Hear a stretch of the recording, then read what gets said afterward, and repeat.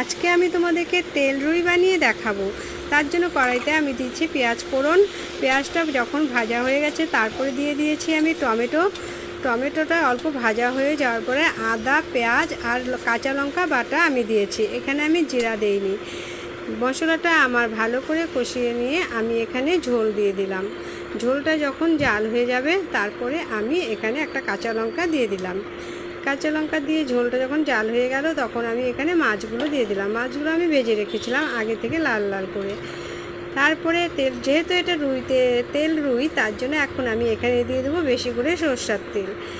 এই তেল রুই একবার বানিয়ে খেয়ে দেখো কত টেস্টি লাগে। যেভাবে আমি বলেছি সেভাবে করবে, জিরা কিন্তু দেবে না।